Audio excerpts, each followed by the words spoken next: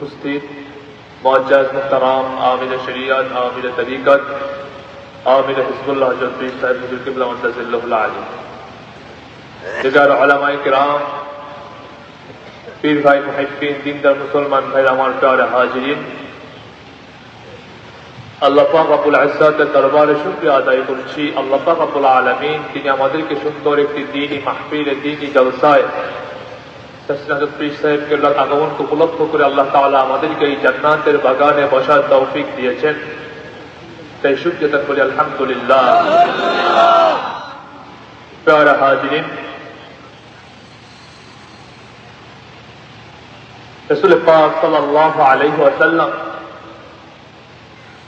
সাহাবায়ে কেরামদেরকে বললেন, তোমরা যখন জান্নাতের বাগানের পাশ দিয়ে হেঁটে যাবে তখন তোমরা সেখানে কি করবে? বিচরণ করবে।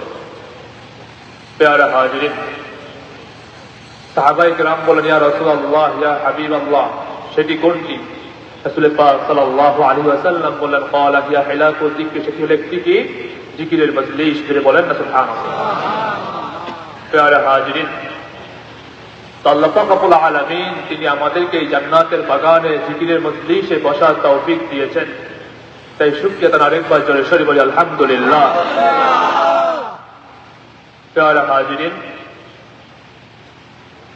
আজকের আমরা এই দরবার, এই সিলসিলার জমিয়তে হিজবুল্লাহ দাওয়াতে আমরা আজকে এখানে এসেছি, কি বলেন ঠিক কিনা? তাসকিনা হযরত পীর সাহেব কেবলা তিনি আমাদের এই মাঠে আসবেন, আগমন করবেন, তার আগমনকে কেন্দ্র করে আজকে আমাদের এখানে আসা।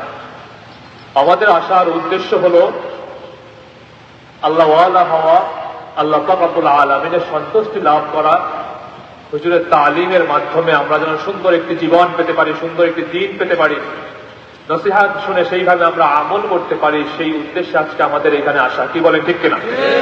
এর বাইরে কি আমাদের ভিন্ন কোনো উদ্দেশ্য আছে বলেন?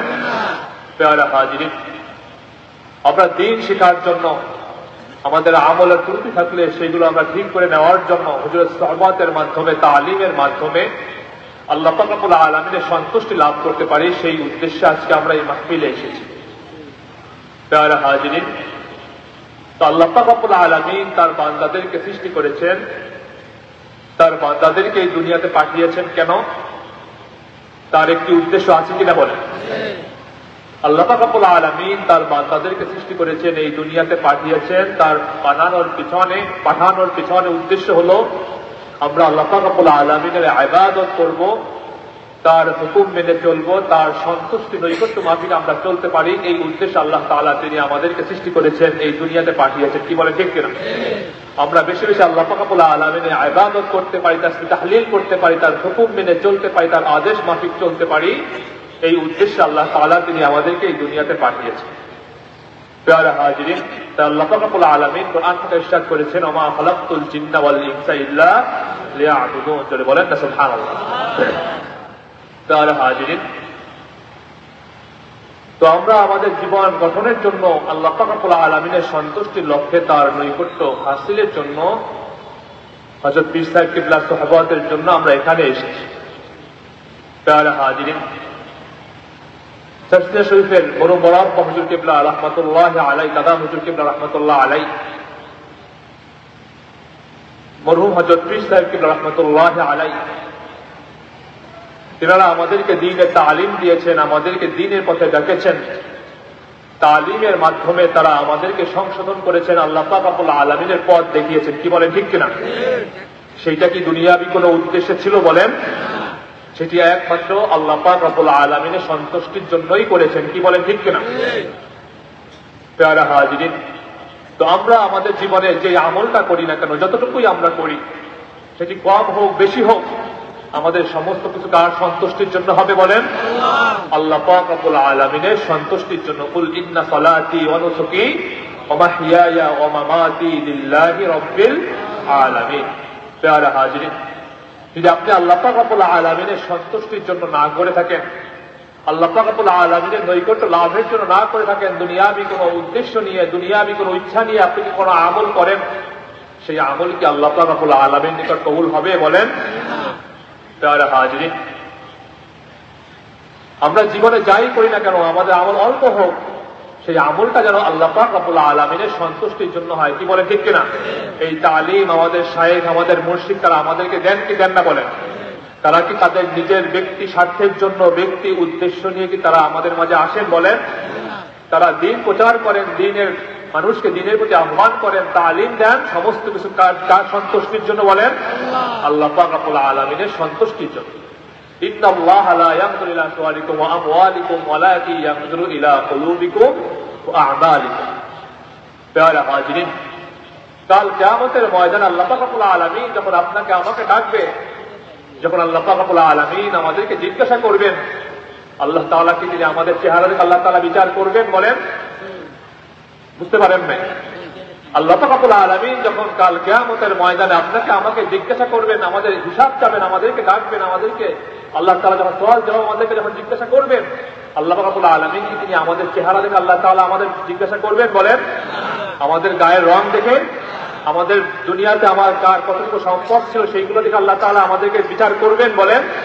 আল্লাহ পাক রব্বুল আলামিন তিনি আমাদেরকে দেখবেন আমরা কতটুকু আমল করতে পেরেছি, সেই আমলটা কোন উদ্দেশ্যে আমরা করেছি। কুলুবিকুম ওয়া আমালিকুম, আল্লাহ তাআলা তিনি আমাদের অন্তর থেকে আমাদের আমল আল্লাহ তাআলা কি করবেন? বিচার বিশ্লেষণ করবেন। আমাদের অন্তরে কি ইচ্ছা ছিল, আমাদের অন্তরে কি উদ্দেশ্য ছিল। যদি আমরা দুনিয়াবি কোনো উদ্দেশ্য নিয়ে মানুষ দেখানোর জন্য আমরা আমল করে থাকি, তাহলে সেই আমলকে আল্লাহ তাআলা গ্রহণ করবেন বলেন? যদি আপনি আপনার দুনিয়ার মানুষ আপনাকে বলবে ওই ব্যক্তি অনেক আমলকারী মানুষ, ওই ব্যক্তি অনেক নামাজি মানুষ, ওই ব্যক্তি অনেক ভালো মানুষ, যদি এই উদ্দেশ্য নিয়ে আমরা কোনো কাজ করে থাকি, সেই কাজকে আল্লাহ তাআলার নিকট গ্রহণযোগ্য হবে বলেন? প্যারা হাজিরিন, তার রাসূল পাক সাল্লাল্লাহু আলাইহি ওয়াসাল্লাম বলেন, কাল কিয়ামতের ময়দানে আল্লাহ পাক রব্বুল আলামিন তিন শ্রেণীর ব্যক্তিকে আল্লাহ তাআলা ডাকবেন, তাদেরকে জিজ্ঞাসা করবেন। তার মধ্যে একজন ব্যক্তি হলো যেই ব্যক্তিকে আল্লাহ পাক রব্বুল আলামিন দুনিয়াতে অনেক টাকা পয়সা, ধন দৌলত, অর্থকরী সম্পদ দিয়েছেন। ওই ব্যক্তিকে আল্লাহ পাক রব্বুল আলামিন ডাকবেন, ডেকে জিজ্ঞাসা করবে, বান্দা তোমাকে আমি দুনিয়াতে অনেক টাকা পয়সা, ধন দৌলত, অর্থ সম্পদ দিয়েছিলাম, তুমি সেইগুলো তুমি কোন কাজে ব্যয় করেছো? ওই ব্যক্তি বলল, আল্লাহ আপনি আমাকে দুনিয়াতে যা অর্থ সম্পদ, ধন দৌলত যা দিয়েছেন, সেইগুলো আমি দুনিয়ার মানুষের মাঝে আমি বিলিয়েছি, মানুষকে আমি সহযোগিতা করেছি, বিভিন্ন জায়গায় মসজিদ করেছি, মসজিদে দান করেছি, গরিব ইয়তীম মিসকিনদেরকে তাদেরকে আমি সহযোগিতা করেছি, বিভিন্ন জায়গায় মাদ্রাসা করেছি, এতিমখানায় আমি এতিমদের জন্য দুবেলা খাবারের জন্য আমি সহযোগিতা করেছি। আমি যা কিছু করেছি সমস্ত কিছু আমি আপনার সন্তুষ্টির জন্য, লিল্লাহি রাব্বিল আলামিন, আল্লাহ পাক রব্বুল আলামিনের নৈকট্য লাভের জন্য আমি এইগুলো করেছি। প্যারা হাজিরিন, তো আল্লাহ পাক রব্বুল আলামিন বলে, বান্দা তোমাকে আমি দুনিয়াতে টাকা পয়সা, ধন দৌলত, টাকা পয়সা যা কিছু দিয়েছিলাম, তুমি আমাকে যা বলেছো সমস্ত কিছু সত্যি, কিন্তু তুমি যেইগুলো তুমি করেছো, তুমি মানুষদের মাঝে ব্যয় করেছো, মানুষদেরকে সহযোগিতা করেছো, বিভিন্ন মাদ্রাসা মসজিদ বিভিন্ন মানুষ থেকে দান সৎকার করেছো, এগুলো সবই সত্যি, কিন্তু তুমি কোন উদ্দেশ্য নিয়ে করেছো? ওই ব্যক্তিগুলো, আল্লাহ আমি লিল্লাহি রাব্বিল আলামিন, আল্লাহ তাআলা সন্তুষ্টির জন্য করেছি। আল্লাহ রাব্বুল আলামিন বলল, না না, তুমি আমার সন্তুষ্টির জন্য করো নাই, কাযাবতা, তুমি আমার সঙ্গে কি করছো? মিথ্যা কথা বলছো। যদি বলেন না নাউযুবিল্লাহ। আল্লাহ রাব্বুল আলামিন বলে, তুমি যা কিছু করেছো সমস্ত কিছু তুমি দুনিয়ার মানুষদেরকে দেখানোর জন্য, মানুষদের ভালোবাসা পাওয়ার জন্য, মানুষ তোমাকে সম্মান করবে, তোমাকে শ্রদ্ধা করবে, তোমাকে দেখলে মানুষ তোমাকে ইজ্জত করবে, ইহতিরাম করবে, সেই জন্য তুমি এইগুলো করেছো। মানুষ তোমাকে দানবীর বলবে, সেই উদ্দেশ্যে তুমি এইগুলো করেছো। তুমি আমার সন্তুষ্টির জন্য, আমার ভালোবাসার জন্য, লিল্লাহিয়াতের ভিত্তিতে, ইখলাসের ভিত্তিতে তুমি এইগুলো করো নাই। আল্লাহ রাব্বুল আলামিন ফেরেশতাদেরকে বলবে, যাও এই ব্যক্তিকে তুমি জাহান্নামে নিক্ষেপ করো। জোরে বলেন না নাউযুবিল্লাহ, জোরে বলেন নাউযুবিল্লাহ। প্যারা হাজিরিন, তো আল্লাহ রাব্বুল আলামিন দ্বিতীয় ব্যক্তিকে আল্লাহ তাআলা ডাকবেন, ডেকে আল্লাহ রাব্বুল আলামিন জিজ্ঞাসা করবে যে, বান্দা তোমাকে আমি দুনিয়াতে অনেক ইলম দিয়েছিলাম, তোমাকে আমি অনেক ইলমের অধিকারী বানিয়েছি, তুমি সেই ইলম তুমি কোন কাজে ব্যয় করেছো? ওই ব্যক্তিগুলো, আল্লাহ আপনি আমাকে ইলম দিয়েছেন, আমি সেই ইলম অর্জন করেছি, আমি শিক্ষা করেছি, এবং সেই আলেমের মাধ্যমে আমি বিভিন্ন মাদ্রাসায়, তাদের মাদ্রাসায় আমি দর্শ দিয়েছি, কোরআন হাদিস শিখিয়েছি, আমি একদল মানুষদেরকে আলেম বানিয়েছি। বিভিন্ন মাদ্রাসায় যে আমি কোরআন হাদিস পড়িয়েছি এবং যা করেছি সমস্ত কিছু আমি আপনার সন্তুষ্টির জন্য আমি করেছি। আল্লাহ পাক রব্বুল আলামিন ওই ব্যক্তিকে বলবে, সত্যি তুমি ইলম অর্জন করেছো, তুমি মানুষদেরকে দর্শ দিয়েছো, মানুষদেরকে শিখিয়েছো, তারা বড় আলেম হয়েছে, তারা সমাজে দ্বীন প্রচার করছে সত্যি, কিন্তু তুমি সেইগুলো, তোমার উদ্দেশ্য ছিল কি? তুমি কোন উদ্দেশ্যে তুমি এই কাজটা করেছো? ওই ব্যক্তি বলল, আল্লাহ আপনি আমাকে ইলম শিখিয়েছেন, আমি ইলম শিখেছি, আমি সমস্ত কিছু যা করেছি তা আমি আপনার সন্তুষ্টির জন্য, লিল্লাহিয়াতের ভিত্তিতে, ইখলাসের ভিত্তিতে, দ্বীনের জন্য, ইসলামের জন্য আমি করেছি। আল্লাহ পাক রব্বুল আলামিন বলবে, কাযাবতা, তুমিও আমার সঙ্গে কি করছো? মিথ্যা কথা বলছো। জোরে বলেন না নাউযুবিল্লাহ। প্যারা হাজিরিন, আল্লাহ পাক রব্বুল আলামিন বলবে, তুমি যা কিছু করেছো, তুমি সমস্ত কিছু দুনিয়ার মানুষদের উদ্দেশ্যে, মানুষ তোমাকে বড় আলেম বলবে, মানুষ তোমাকে সমাজে হাদি বলবে, তোমার কাছে যারা পড়াশোনা করেছে তারা তোমাকে সম্মান করবে, শ্রদ্ধা করবে, ভালোবাসবে, তোমাকে ইহতিরাম করবে, তোমাকে সালাম দিবে। তুমি সেইগুলো পাওয়ার জন্য, তুমি দুনিয়ার উদ্দেশ্যে, দুনিয়ার ইচ্ছায় তুমি এইগুলো করেছো। অতএব আল্লাহ পাক রব্বুল আলামিন ফেরেশতাদেরকে বলবে, যাও এই ব্যক্তি কি করো? জাহান্নামে নিক্ষেপ করো। জোরে বলেন না নাউযুবিল্লাহ। প্যারা হাজিরিন, তো আল্লাহ পাক রব্বুল আলামিন এরকম ভাবে দ্বিতীয় ব্যক্তিকে আল্লাহ তাআলা ডাকবেন, যাকে আল্লাহ পাক রব্বুল আলামিন দুনিয়াতে অনেক শক্তি দিয়েছিলেন। ওই ব্যক্তিকে আল্লাহ তাআলা ডাকবেন, দেখে জিজ্ঞাসা করে, বান্দা তোমাকে আমি অনেক শক্তি দিয়েছিলাম, সাহস দিয়েছিলাম, তুমি সেই শক্তি দিয়ে, সাহস দিয়ে তুমি কি করেছো? ওই ব্যক্তি বলে, আল্লাহ আপনি আমাকে যে সাহস দিয়েছেন, শক্তি দিয়েছেন, সেইগুলো দিয়ে আমি দ্বীনের জন্য, ইসলামের জন্য আমি জিহাদ করছি। আল্লাহ পাক রব্বুল আলামিন বলে, তুমি যে জিহাদটা করেছো সেটা তুমি কি উদ্দেশ্য নিয়ে করেছো? ওই ব্যক্তি, আল্লাহ আমি দ্বীনের জন্য, ইসলামের জন্য, ইসলামের ঝান্ডাকে উদ্দিন রাখার জন্য, ইসলামের এই দ্বীন প্রচার করার জন্য আমি জিহাদ করেছি। আল্লাহ পাক রব্বুল আলামিন বলে, তুমি জিহাদ করেছো সত্যি, তুমি সেইটা কোন উদ্দেশ্যে করেছো? তুমি কি আমার সন্তুষ্টির জন্য করেছো? তুমি তো আমার সন্তুষ্টির জন্য করো নাই, তুমি করেছো দুনিয়ার মানুষকে দেখানোর জন্য।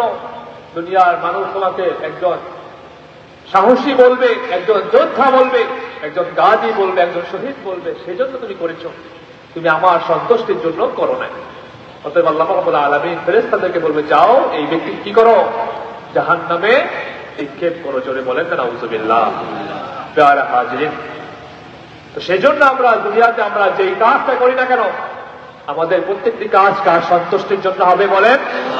কার সন্তুষ্টির জন্য হবে বলেন? আমাদের নামাজ কার জন্য হবে? রোজা কার জন্য হবে?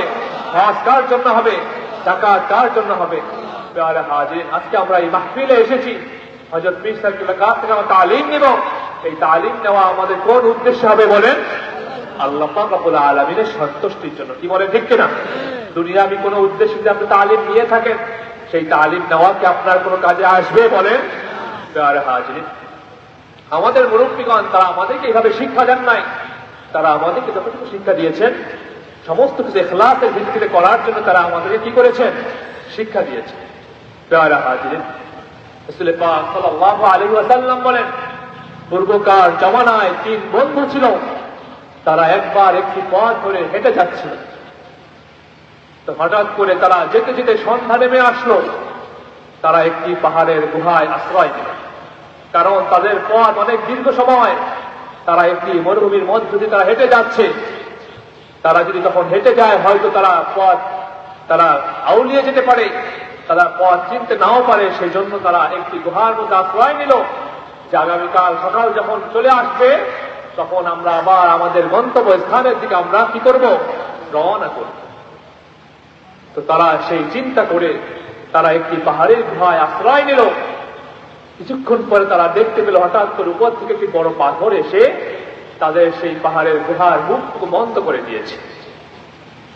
প্যারা হাজিরিন, তাদের পাহাড়ের গুহার মুখ বন্ধ হয়ে গিয়েছে। তাদের কি সেখান থেকে আর সেই গুহার পাথর যদি না সরানো হয়, তাহলে কি তারা সেখান থেকে বের হতে পারে বলেন? প্যারা হাজিরিন, তো 3 বন্ধু তারা ভয় পেয়ে গেল, তারা চিন্তায় পড়ে গেল, আমরা এখন কি করব, হায় হায় আমাদের গুহার মুখ তো বন্ধ হয়ে গিয়েছে, আর এখানে এমন কোন লোক নেই যারা আমাদেরকে এখান থেকে উদ্ধার করতে পারবে, তো আমাদের এখন কি করা উচিত?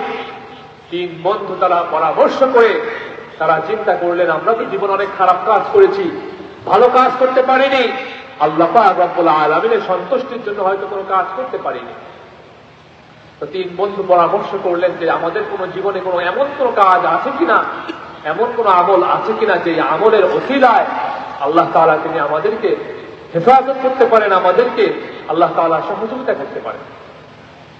প্যারে হাজিরিন, তো তিন বন্ধু পরামর্শ করে প্রথম বন্ধু আল্লাহ পাক রব্বুল আলামিনের নিকট হাত তুললেন, দোয়া করতে লাগলো, হায় আল্লাহ আমি জীবন অনেক খারাপ কাজ করেছি, আমি নফসের উপর অত্যাচার করেছি, আমি বিচার করেছি, আমার জীবনের গুনাহ শেষ নেই, কিন্তু আমার মনে হয় আমি এই কাজটি আমি আপনার সন্তুষ্টির জন্য, আমি আপনার নৈকট্যের জন্য, আমি আপনার মহাব্বত ভালোবাসায় দুনিয়ার কোন মানুষকে দেখানোর জন্য নয়, একমাত্র লিল্লাহি রাব্বিল আলামিন আল্লাহ তাআলার সন্তুষ্টির জন্য আমি করেছি। তো ওই ব্যক্তি আল্লাহ পাক রব্বুল আলামিনের নিকট বলল, আল্লাহ আমি প্রত্যেক দৈনিক আমি সকালবেলা ঘর থেকে বের হতাম এবং আমি বনে যে জঙ্গলে যে আমি কাঠ কেটে সেই কাঠ আমি লাকড়ি করে বাজারে বিক্রি করে সেখান থেকে আমার যেই সম্পদ টাকা পয়সা অর্জিত হতো সেইটি দিয়ে আমি বাসার জন্য, ঘরের জন্য কিছু খাবার কিনে দিতাম, সেইগুলো বাসায় যে ঘরে যে সর্বপ্রথম আমার বৃদ্ধ বাবা আছে, বৃদ্ধা মা আছে তাদেরকে খাওয়াতাম, এরপরে যতটুকু খাবার থাকতো সেই খাবারটুকু আমি আমার স্ত্রী আমার সন্তানদেরকে নিয়ে আমি খেতাম। আল্লাহ আমি একদিন ঘর থেকে বের হয়েছি, আমি কাঠ কেটে বাজারে যে বিক্রি করে আসতে আসতে আমার অনেক সময় হয়ে গিয়েছে, অনেক রাত হয়ে গিয়েছে, আমি এসে দেখি আমার ঘরে আমার বৃদ্ধ বাবা বৃদ্ধা মা তারা খিদার যন্ত্রণায় অস্থির হয়ে তারা অপেক্ষা করে তারা ঘুমিয়ে পড়েছে। ঘরে এসে দেখি আমার স্ত্রী সন্তান তারা খিদার যন্ত্রণা অস্থির হয়ে তারা অপেক্ষা করছে, আমি আমার বৃদ্ধ পিতা বৃদ্ধা মার জন্য অপেক্ষা করতে লাগলাম। তারা যখন ঘুম থেকে উঠবে সর্বপ্রথম তারা সেই খাবারটুকু খাবে, এরপরে আমি আমার স্ত্রী সন্তানদেরকে নিয়ে আমি এই খাবারটুকু আমি খাবো। কিন্তু আমি দেখতে পেলাম আমার সন্তান স্ত্রী তারা ছোট বাচ্চা তারা খাবার যন্ত্রণায় অস্থির ছটফট করছে। তো যখন আমি তারা অস্থির হওয়া সত্ত্বেও তারপরে তাদেরকে আমি সেই খাবারটুকু আমি না দিয়ে আমার বৃদ্ধ বাবা বৃদ্ধা মা যখন তারা ঘুম থেকে উঠলো তাদেরকে সেই খাবারটুকু খাওয়ালাম, এরপরে আমি আমার সন্তান স্ত্রীদেরকে নিয়ে আমি খাবারটুকু খেয়েছি। যদি বলেন না সুবহানাল্লাহ, আল্লাহ আমার এই কাজটি আপনার ভালো লেগে থাকে, আমি যদি আমি আপনার সন্তুষ্টির জন্য করে থাকি, যদি দুনিয়ার কোন মানুষকে দেখানোর জন্য না হয়ে থাকে, তাহলে আল্লাহ আপনি আমাদের কাছে আমরা যেই বিপদে পড়েছি এই বিপদ থেকে আল্লাহ আপনি আপনার রহমতি চাদরে রহমতি হাতে কুদরত আল্লাহ আপনি আমাদেরকে কি করুন, আমাদেরকে হেফাজত করুন। যদি বলেন না সুবহানাল্লাহ। প্রিয় হাজিরিন, তো ওই ব্যক্তি তার হাত নামাতে দেরি হয়েছে আল্লাহ পাক রব্বুল আলামিনের নিকট থেকে, তার মুনাজাত শেষ করতে দেরি, কিন্তু আমার আল্লাহ পাক রব্বুল আলামিন তার রহমত বর্ষণ করতে এক সেকেন্ড বিন্দু পরিমাণ কি হয় নাই, দেরি হয় নাই। তার মুনাজাত শেষ করতে দেরি হয়েছে, সেই পাথরের দিনের এক অংশ সেখান থেকে সরে গিয়েছে। জোরে বলেন না সুবহানাল্লাহ। প্রিয় হাজিরিন, অত্যন্ত দুঃখের বিষয় বর্তমান জামানায় আমাদের একদল ভাইরা আছি আমরা যারা দেখা যায় আমাদের সমাজে আমাদের ঘরে বৃদ্ধ বাবা আছে বৃদ্ধা মা আছে, তাদেরকে আমরা সম্মান করি না, ভালোবাসি না, মহাব্বত করি না, তাদের উপরে আমরা অত্যাচার করি, তাদেরকে বিভিন্ন কথা বলি, মানুষের কথায় হোক যেইভাবে হোক না কেন তাদের উপরে আমরা দেখা যায় অনেক সময় অবিচার করে থাকি। আমাদের সমাজে এরকম একদল ভাই আছেন কি নাই? সকলে বলেন আছেন কি নাই? তো অত্যন্ত সাবধান, আপনি যদি আপনার পিতা মাতাকে সম্মান না করেন, ভালো না বাসেন, আপনার সন্তানকে আপনাকে মুহাব্বত করে ভালোবাসবে? বলেন। প্রিয় হাজিরিন, রাসূল পাক সাল্লাল্লাহু আলাইহি ওয়াসাল্লাম বলেন, হুমা জান্নাতুকা ওয়া হুমা নারুকা, আপনার ওই বাড়িতে যে বৃদ্ধ বাবা আছে বৃদ্ধা মা আছে তারাই আপনার জন্য জান্নাত, আপনার জন্য কি জাহান্নাম। আপনার আচরণ যেরকম হবে আপনি তার প্রতিফল সেইভাবেই ভোগ করবেন। কি বলেন, ঠিক কিনা? আপনার আচরণ আপনার ব্যবহার যদি সৎ হয় সুন্দর হয়, যেই বাবা মা আপনাকে দুনিয়ায় বড় করেছে, এতটুকু করেছে, প্রতিষ্ঠিত করেছে, যেই মা আপনাকে 10 মাস 10 দিন আপনার গর্ভে রেখেছে, কষ্ট সহ্য করেছে, তাকে যদি আপনি সম্মান করতে পারেন, ভালোবাসতে পারেন, আপনার সন্তান আপনাকে ভালোবাসবে, কি বলেন ঠিক কিনা? আপনাকে মুহাব্বত করবে, কি বলেন ঠিক কিনা? প্যারা হাজরিন, রাসূল পাক সাল্লাল্লাহু আলাইহি ওয়াসাল্লামের সাহাবী হযরত আলকামা রাদিয়াল্লাহু তাআলা আনহু, তার নাম আমরা শুনেছি কি শুনি নাই বলেন? শুনেছি। প্যারা হাজরিন, হযরত আলকামা রাদিয়াল্লাহু তাআলা আনহু তিনি মৃত্যুর যন্ত্রণায় ছটফট করতে অস্থির হয়ে গিয়েছে, তার মৃত্যুর সময় ঘনিয়ে এসেছে। সাহাবায়ে কেরাম হযরত আলকামা রাদিয়াল্লাহু তাআলা আনহুকে তার পাশে বসে তাকে, তিনি যখন মৃত্যুর যন্ত্রণায় অস্থির হয়ে ছটফট করছে, তাকে কালিমার তালকিন দিচ্ছে, কালিমা পড়ানোর জন্য চেষ্টা করছে। কিন্তু হযরত আলকামা রাদিয়াল্লাহু তাআলা আনহু তার গলার ভিতর থেকে কালিমার, মুখ থেকে কালিমার আওয়াজ বের হচ্ছে না। রাসূল পাক সাল্লাল্লাহু আলাইহি ওয়াসাল্লাম তার কাছে এই সংবাদ চলে গেল, হুজুর আপনার সাহাবী হযরত আলকামা, সে কিছুক্ষণ পরে দুনিয়া থেকে চলে যাবে, সে মৃত্যুর যন্ত্রণায় অস্থির হয়ে গিয়েছে, ছটফট করছে, তাকে আমরা কালিমা পড়ানোর জন্য চেষ্টা করছি, কিন্তু তার মুখ থেকে কালিমা উচ্চারিত হচ্ছে না, কালিমার আওয়াজ বের হচ্ছে না, সে কালিমা করতে পারছে না। রাসূল পাক সাল্লাল্লাহু আলাইহি ওয়াসাল্লাম সাহাবায়ে কেরাম থেকে বলেন, যাও দেখে আসো তার বাড়িতে কে আছে। সাহাবায়ে কেরাম যে খবর নিয়ে আসলেন, তার বাড়িতে একজন বৃদ্ধা মহিলা আছে। রাসূল পাক সাল্লাল্লাহু আলাইহি ওয়াসাল্লাম বললেন, যাও তাকে যে খবর দাও, সংবাদ দাও যে হুজুর আপনাকে স্মরণ করেছে, যদি সে আসতে না পারে তাহলে তার কাছে আমাকে তুমি কি করো, নিয়ে যাও। যখন মহিলার কাছে খবর দেওয়া হলো, সেই মহিলা সঙ্গে সঙ্গে রাসূল পাক সাল্লাল্লাহু আলাইহি ওয়াসাল্লামের দরবারে চলে আসলেন। তিনি এসে বলেন, ইয়া রাসূলুল্লাহ, ইয়া হাবিবাল্লাহ, ইয়া নবী আল্লাহ, হে আল্লাহর রাসূল, আপনি আমাকে স্মরণ করেছেন, আমাকে আপনি ডেকেছেন। রাসূল পাক সাল্লাল্লাহু আলাইহি ওয়াসাল্লাম বলেন, আমি তোমাকে স্মরণ করেছি, ডেকেছি, আমি তোমাকে ডেকেছি এই কারণে, আলকামা সে তোমার কি হয়? তখন মহিলা বলেন, ইয়া রাসূলুল্লাহ, ইয়া হাবিবাল্লাহ, হুজুর আলকামা সে আমার সন্তান। রাসূল পাক সাল্লাল্লাহু আলাইহি ওয়াসাল্লাম জিজ্ঞাসা করলেন, আলকামা সে তোমার সঙ্গে তার ব্যবহার, তার আলকামা সে কিরকম ছিল?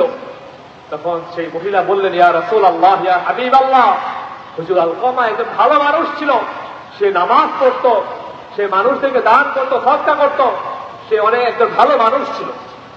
তখন মহিলাকে জিজ্ঞাসা করলেন, আলকামা তার আচরণ তার মার সঙ্গে কিরকম ছিল?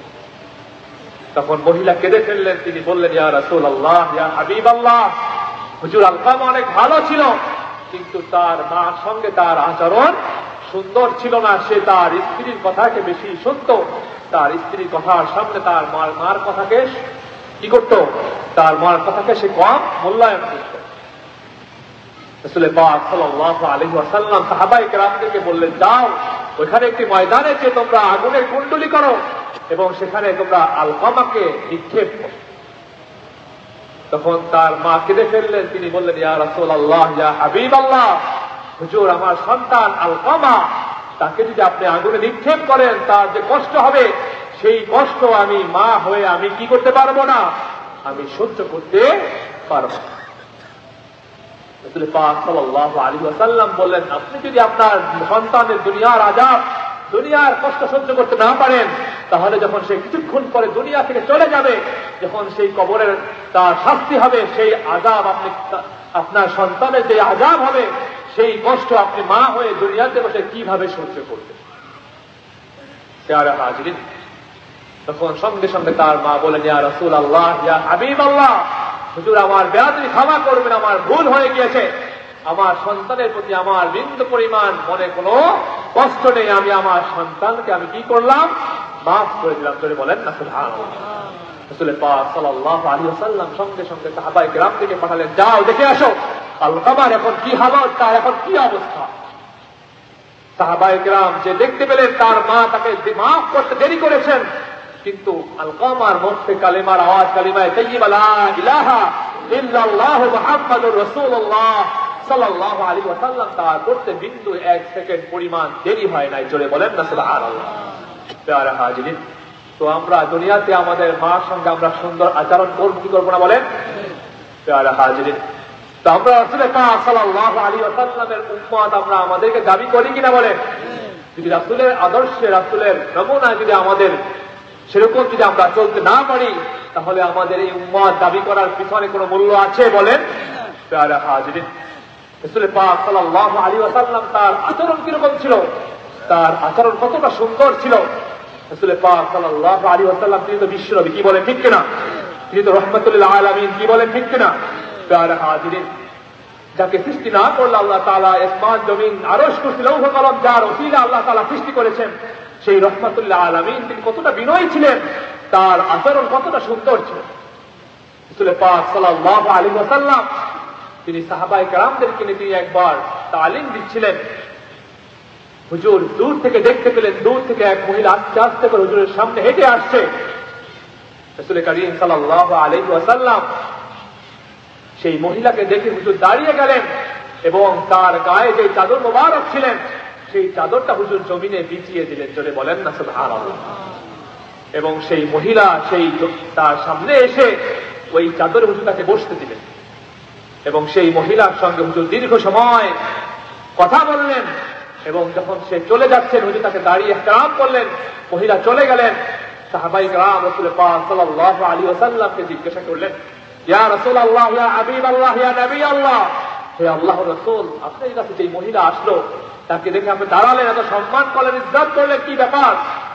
তখন রাসূল পাক সাল্লাল্লাহু আলাইহি ওয়াসাল্লাম বললেন, আমি যাকে সম্মান করেছি, ইজ্জত করেছি, যাকে ইহতিরাম করেছি, যাকে বসতে দিয়েছি, তিনি অন্য কেউ নয়, তিনি আমার দুর্বা হালিমাতুস সাদিয়া। জোরে বলেন না সুবহানাল্লাহ। প্রিয় হাজিরিন, আল্লাহ পাক রব্বুল আলামিন যেন আমরা রাসূল পাক সাল্লাল্লাহু আলাইহি ওয়াসাল্লাম তার আদর্শ অনুযায়ী আল্লাহ তাআলা আমাদের জীবন গঠন করুন, বলুন আমিন। রাসূল পাক সাল্লাল্লাহু আলাইহি ওয়াসাল্লাম তার যে নমুনায় সুন্নাতে নববীর সেই আদর্শ আল্লাহ তাআলা আমাদেরকে চলার তৌফিক দান করুন, বলুন আমিন। আল্লাহ রাব্বুল আলামিন আমাদের এই দরবার, এই মানহাজ, এই আদর্শ, এই মাসলাক অনুযায়ী ইখলাসের ভিত্তিতে এই সিলসিলার একজন খাদেম হয়ে, মুরিদ হয়ে আল্লাহ তাআলা আমাদের জীবনের শেষ দিন পর্যন্ত চলার তৌফিক দান করুন, বলুন আমিন। ওয়া আখির দাওয়ানা আলহামদুলিল্লাহি রাব্বিল আলামিন। আসসালামু আলাইকুম ওয়া রাহমাতুল্লাহি ওয়া বারাকাতুহু।